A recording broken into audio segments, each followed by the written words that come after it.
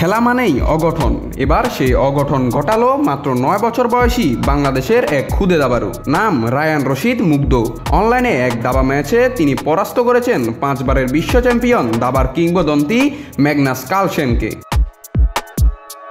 গত 18 জানুয়ারি চেস.com-এ অনুষ্ঠিত এই ম্যাচটি ছিল বুলেট ফরম্যাটে, যেখানে প্রত্যেক খেলোয়াড়ের হাতে ছিল মাত্র 1 মিনিট সময়। এমন উত্তেজনাপূর্ণ ফরম্যাটে বিশ্ব চ্যাম্পিয়নকে হারিয়ে সবাইকে চমকে দিয়েছে মুগ্ধ।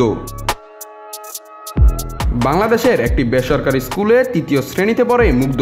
তার এই ম্যাচ নিয়ে কোচ নঈম বলেন, মুগ্ধ সবসময় অনলাইনে দাবা খেলতে ভালোবাসে, আমি তাই আমার আইডি দিয়ে ওকে খেলতে দিই। ওর খেলার সময় আমি ওর পাশে ছিলাম না। ও আমাকে ফোন করে জানায় সে কার্লসেনকে পরাস্ত করেছে। আমি বিশ্বাস করিনি, পরে স্ক্রিনশট পাঠায়। মুগ্ধ এখন বাংলাদেশ অনূর্ধ্ব-10 জুনিয়র চ্যাম্পিয়ন। তিনি 2024 সালের ডিসেম্বরে এশিয়ান স্কুল দাবায় দেশের প্রতিনিধিত্ব করেছেন। এই ঘটনা প্রমাণ করে বাংলাদেশের প্রতিভার অভাব নেই।